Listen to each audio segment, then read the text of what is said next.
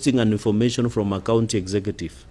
We want, and you know, this maligning and disparaging of members of parliament and more so senators from doing their job has become a norm among county executives. The other day, together with the Committee of Senate Public Accounts, we visited Isiolo. What followed was barrage of media attacks against the senators because of the job we went to do there. It's our business. We are paid for by the taxpayers' money to do legislation, oversight, representation, and division of revenue. I think I'll be very brief. Over the past few months and few days, we have seen a well-calculated move to intimidate and blackmail senators from doing their oversight job. Senators are under attack because of what they do. And the Constitution did not envisage that when senators will be doing their oversight job, they will be intimidated, blackmailed, and being attacked. What happened to Senator Okiya Omtatah is a threat to any member of parliament, not only to senators but members of National Assembly.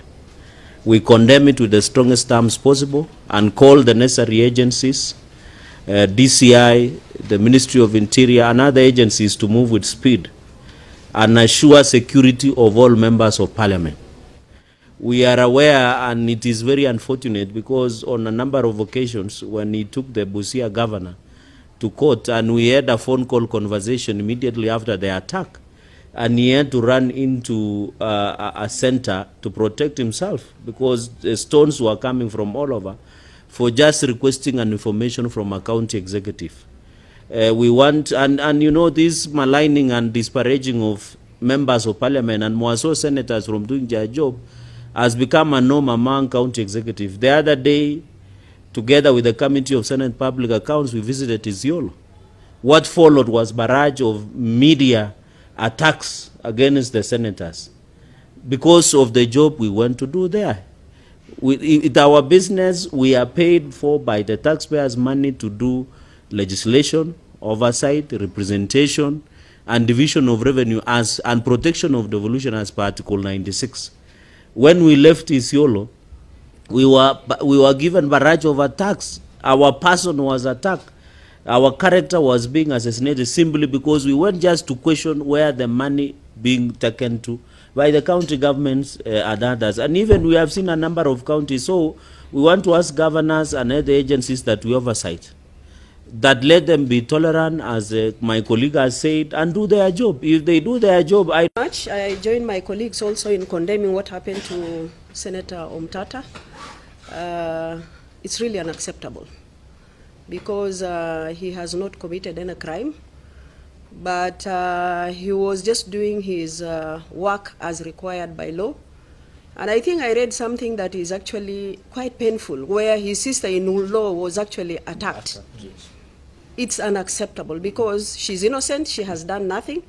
And it clearly shows that the governors are really uncomfortable with the work of the Senate, which I believe it is unfortunate.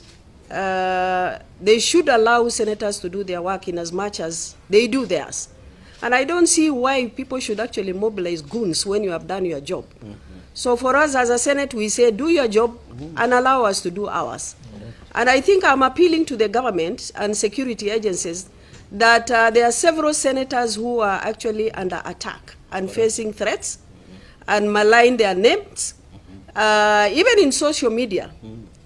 So clearly this is unacceptable, and this is a democratic country where Kenyans can do what they want to do as far as the law is concerned, and also those who are elected should be able to perform their jobs. So we are appealing to the government that whatever happening to Senator Omtatah should be properly investigated. And I think the county government, or rather the county security, should be alert as far as what is happening in various counties regarding the oversight role of the Senate. And as Senator Cherargei has said, we must discuss what happened in Isiolo more specifically, where we went as a Committee of Public Accounts Committee. I'm told selected members of the Senate to come and actually investigate the county, and I've paid them.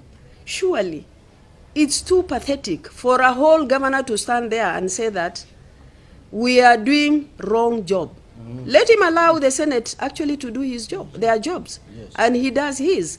So I think as a security agencies in this country, we must actually take serious action on those who are actually mobilizing goons against elected members. As a member of parliament from Busia, I joined my honorable senators also in raising our concern about what has been happening to Senator Omtatah in the last few weeks.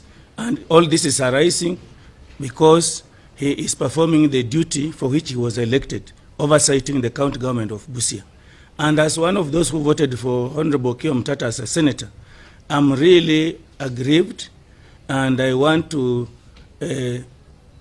blame the county government of Busia and all those who are concerned up to yesterday in the strongest terms possible to stop it. In the last few months, the county government of Busia has become like a very chaotic place much of the time.